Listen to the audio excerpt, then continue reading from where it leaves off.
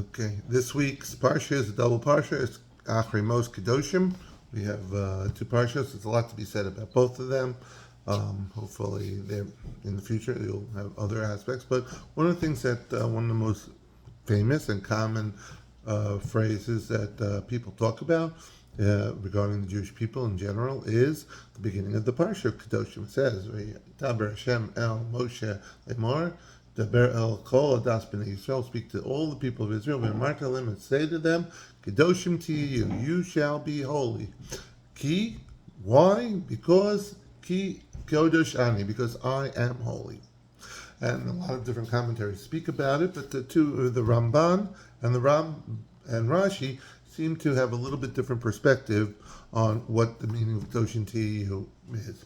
Rashi basically says that it means the idea of Kedoshim, which is, I think, generally accepted, the idea is to be porish, to separate yourself, min arayas, from things that are prohibited to you. Kedoshim to you. You should be holy because I'm holy, and you have to do a certain separation, hold your back, self-control, in order to have that. And he says to do it from Averis. Kedoshim to you. You should be holy and don't do arayas, which is one of the main thrusts in the parsha, and therefore, one of the main thrusts in the parsha, and therefore, that's what the idea of Kedoshim is, this concept of precious separation, creating a world where holiness then will flow through you. Ramban, on the other hand, says it doesn't mean that, and with some of his proofs, he says that what it really means separation, but it means porish min davar mutalach, that you shouldn't be that you have to separate yourself from things that are permitted to you, that you create additional separations. That's the idea of being holy, is to now create a greater separation in order to take what Hashem taught us and how to be precious, how to be separated from Averis. That's given.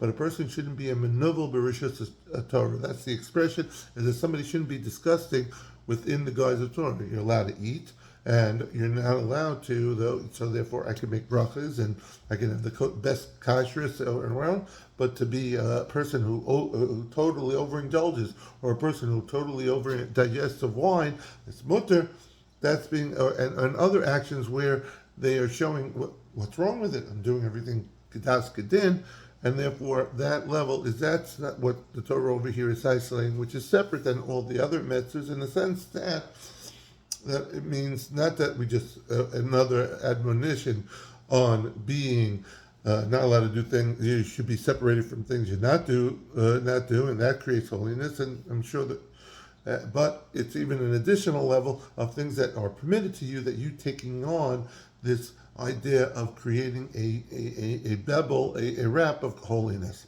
Rambam and Rashi are they seem very similar. However, they're obviously in talking two different directions. So what are they actually arguing on? It seems the Rambam would agree, of course, that you can't have holiness without precious minar rayas or from other averis. You have to separate. That's the starting point in any level of kedusha. And there's plenty of places where it talks about this idea of creating that level of holiness. And so the Rambam obviously means that does create holiness, but here he's saying that there's something more. It could be that the Rambam and the Rashi are really kind of diverging on a very simple point in the actual pasuk, and therefore, what is going on? What makes them say that what each perspective, which becomes the more important perspective to bring out. So if you look at the verse, says, "You Kedoshim to you, you should be holy." Why? Ki, because I'm holy. Now, our Chazal teach us that the word ki has different translations, right?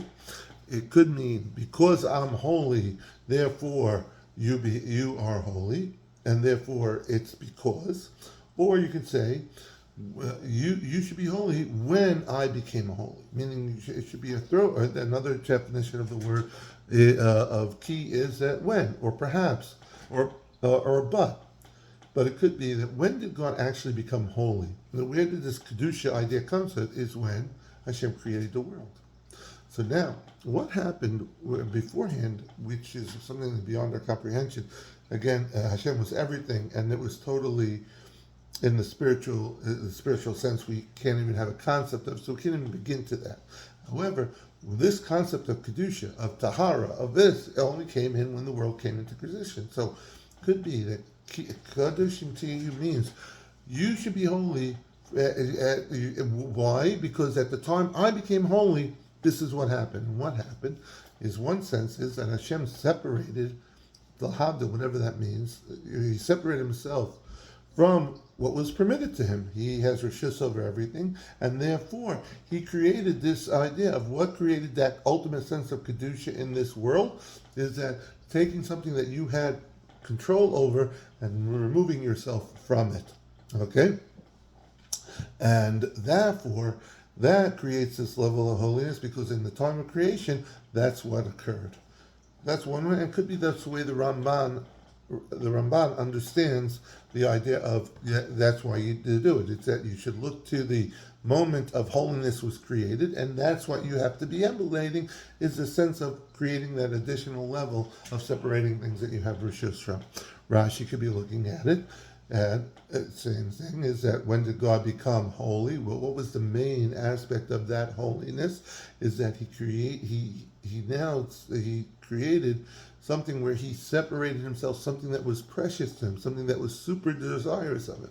Everything that we see in this world that is an Aveira actually has a certain desire level to it. We have a Yetzirah that he created in this world in order to tempt us, in order to follow it, and therefore when we do precious, when we separate ourselves from that, then we're creating that level of holiness, just like Hashem created him a level of holiness from that he wanted.